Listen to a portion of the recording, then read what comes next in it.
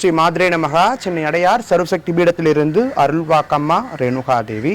இப்போ நம்மளுடைய சேனலில் நீங்கள் பார்க்க இருக்கிற ஆலயம் சென்னையில் அடையாரில் பெசன்ட் டவுனி ரோட்டில் அமைந்திருக்கக்கூடிய அருள்மிகு ஸ்ரீ குழந்தை அங்காள பரமேஸ்வரி ஸ்ரீ சமேத பெரியாண்டவர் அருள் ஆலயம். இந்த ஆலயம் ரொம்ப ரொம்ப ரொம்ப விசேஷமான ஆலயம். ஏன் அப்படின்னு கேட்டால், மற்ற ஆலயங்கள் மாதிரி இல்லாமல் இந்த ஆலயத்துடைய அமைப்பு 2 தெய்வங்களுக்குமே கூரை தான் கோபுரம். சரிங்களா? இந்த கோயிலில் கோபுரம் கிடையாது, கூரை மட்டும்தான். எல்லாமே வான்வழி தெய்வங்கள் அப்படின்றதுனால கூரை அமைச்சு இந்த இடத்துல அம்பாளை பிரதிஷ்டை பண்ணியிருக்கிறாங்க. அடுத்த பட்சம் பார்த்தீங்கன்னா, சுவாமி பெரியாண்டவர் சிவ அம்சம், அதாவது தட்சணை வதம் பண்ணி எடுத்த அவதாரம் தான் பெரியாண்ட அவதாரம்.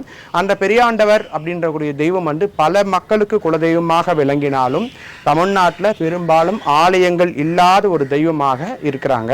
அதாவது பூஜை போடுற நேரத்தில் மட்டும் மண்ணால் சிலை செஞ்சு இந்த குலதெய்வத்தை வழிபடுவாங்க.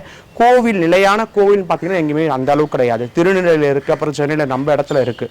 அதுதான் ரொம்ப விசேஷம். சுவாமி தெற்கு நோக்கி வீற்று அருள் பாலிக்கிறார். இது ரொம்ப ரொம்ப ரொம்ப விசேஷம். மரண பயத்தை, யம பயத்தை போக்கக்கூடிய ஒரு தெய்வமாக சுவாமி இருக்கிறாரு. குரு அம்சமாகவும் இருக்கிறார். தெற்கு நோக்கி இருக்கிறதுனால குரு அம்சமாகவும் இருக்கிறார். மேலும் சுவாமியுடைய ஆவடையில் கால சர்ப தோஷங்கள் 2 இருக்கிறதுனால சுவாமிக்கு திங்கக்கிழமையிலையோ அவங்கவுங்க நட்சத்திரத்திலையோ பாலாபிஷேகம் பண்ணால் திருமண தடைகள் விலகும். அப்படி திருமண தடைகள் விளங்கியவங்க, நிவர்த்தியானவங்க திருமணமான பிறகு அம்பாளுக்கு கூறப்படவையும் சுவாமிக்கு கூற வேஷ்டியும் சாத்தி இந்த இடத்துல வழிபடுவது அப்படின்றது ரொம்ப ரொம்ப சிறப்பு. அம்பாள் 8 கரங்களோடு மேற்கு நோக்கி இருக்கிறாங்க. மதுரையில் எப்படி மீனாட்சி ஆட்சியோ அந்த மாதிரி இந்த இடத்துல அம்பிகை தான் ஆட்சியாக இருக்கிறாங்க. எல்லா சுவாமியும் வல பாதத்தை கீழே தொங்க போட்டு இடது பாதத்தை மடித்து வச்சுருப்பாங்க. ஆனால் இந்த அம்பாள் இடது பாதத்தை வலது பாதத்தை ஊனி இடது பாதத்தை தொங்க போட்டுருப்பாங்க. அதாவது பெண்ணுடைய ஆட்சி அதிகாரம், பெண் சக்தி இங்கே மேலோங்கி இருக்கிறதுனால அந்த அமைப்பில் இருக்கிறாங்க. சுவாமி 8 கரங்கள்லையும் ஆயுதங்கள் தாங்கி இருக்கிறாங்க. எல்லா கரங்கள்லையுமே ஆயுதங்கள் இருக்குது. நிராயுத பாணியாக அபயவரம் கொடுக்கக்கூடிய தெய்வமாக இந்த இடத்துல கலியுகத்துக்கு தகுந்தது போல எல்லா இடத்துலையும் ஆயுதங்கள் தாங்கி இந்த இடத்துல அம்பாள் இருக்கிறது ரொம்ப ரொம்ப விசேஷம். ஆணவம் என்ற சிங்கத்து மேலே தன்னுடைய காலை ஊனி, சரிங்களா, வல்லாளகண்டனுடைய இன்னொரு காலை வல்லாளகண்டனுடைய தலை மேலே ஊனி இருக்கிற விதமாக சுவாமியோடைய விக்கிரகம் வடிவமைக்கப்பட்டிருக்கிறது. சிங்கத்துடைய 4 கால்கள் இந்த இடத்துல 4 வேதமாக பாவிக்கப்படுகிறது. இதுதான் ரொம்ப விசேஷம். இப்படி நம்ம சுவாமியை தரிசனம் பண்ணாலே எல்லா விதமான பிணிகளுமே, மாந்திரிக பிரச்சனை, செய்வின பிரச்சனை, கடன் பிரச்சனை, மன நிம்மதி இல்லை, ஒரு கோளாறாக இருக்குது, இரவுல தூக்கம் இல்லை, இந்த மாதிரி எந்த விதமான பிரச்சனைகளாக இருந்தாலும் எதிராளிகளால் ஏற்படக்கூடிய பிரச்சனைகளுக்கு இந்த கோயில் அமாவாசை அன்னைக்கு விசேஷம். நம்ம அம்மன்ட்டு பூசணிக்காய் தீபம் போட்டு வழிபாடு பண்ணுறீங்க, அரளி மாலை சாத்தி வழிபாடு பண்ணுறீங்கன்னா எல்லா விதமான மாந்திரிக பிரச்சனைகளுக்கும் சட்ட ரீதியான பிரச்சனைகளுக்கும் நிச்சயம் வெகு சீக்கிரமாக தீர்வு கிடைச்சிரும். இந்த இடத்துல இஷ்ட தெய்வம் பொன்னியம்மனும் இருக்கிறாங்க, வேம்படி பொன்னியம்மனும் இருக்கிறாங்க. சுதை சிற்பமாக ஒரு பெண் எப்படி இருப்பாங்களோ அப்படியே தத்ரூபமாக இந்த இடத்துல அம்பாள் அமைஞ்சிருப்பாங்க. அந்த இடத்துல தான் ஆடி அங்காள பரமேஸ்வரி இருக்கிறாங்க.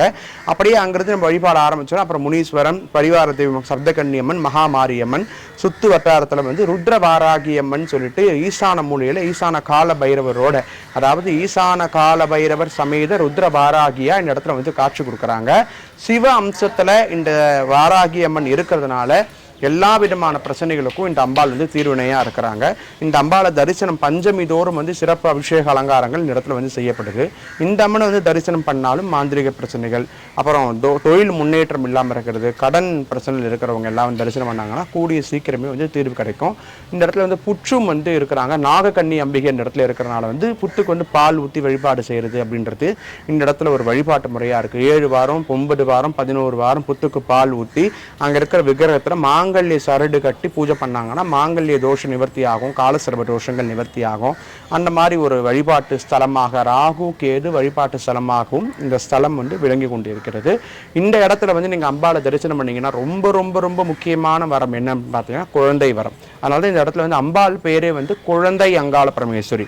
இந்த அம்மனுடைய பேர்ல 1000க்கும் மேற்பட்ட குழந்தைகள் தத்து கொடுக்கப்பட்டிருக்கிறாங்க.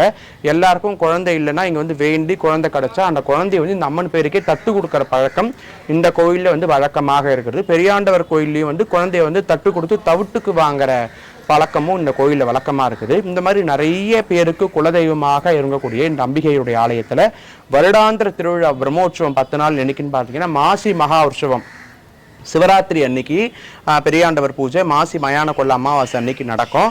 அதுக்கு முன்னால் வந்து நெருப்பு போட்டு கங்கை தரட்டி தீமிழி தழித்து வருது 10 நாளும் வந்து சிறப்பு அன்னதானம் பூஜை வந்து நடைபெறும். அது வந்து அந்த பிரம்மோற்சவமாக வந்து இந்த கோயிலுக்கு விளங்கப்படுகிறது.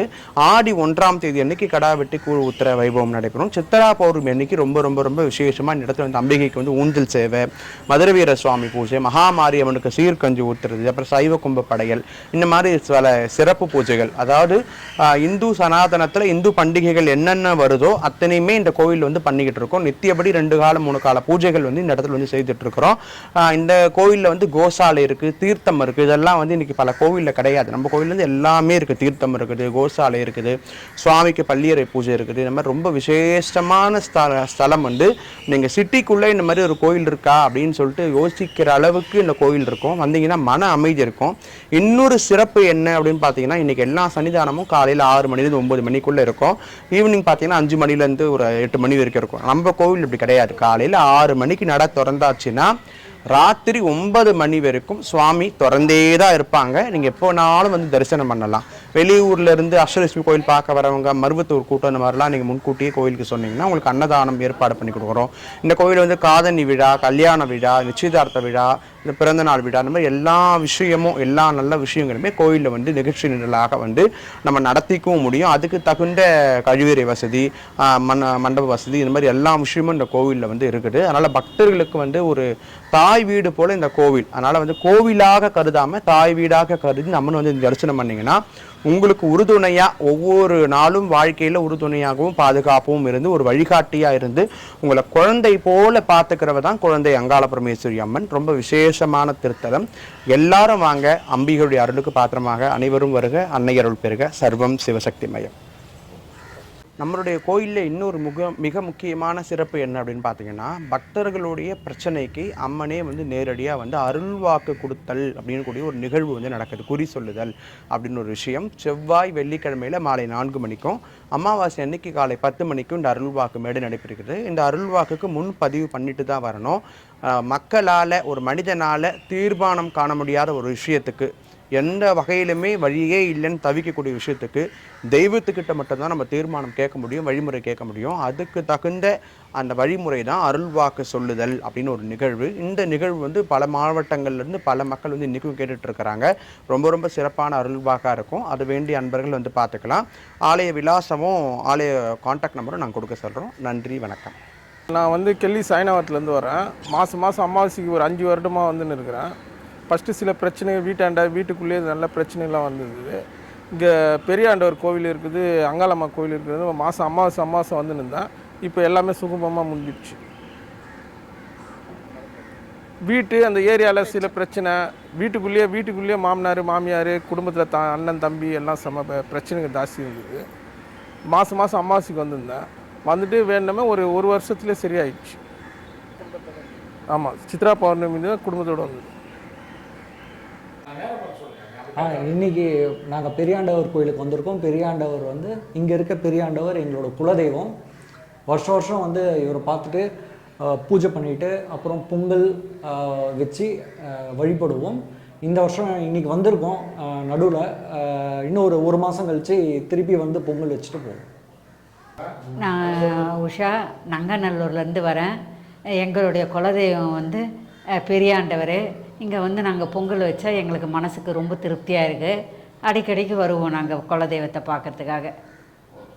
எப்படி நம்மளுடைய சேனலுக்கு நீங்கள் சப்ஸ்கிரைப் பண்ணி ஆதரவு கொடுத்து ஷேர் பண்ணீங்களோ அதேமாதிரி அந்த சேனலுக்கும் சப்ஸ்கிரைப் பண்ணி ஷேர் பண்ணி உங்கள் ஆதரவு கொடுங்க.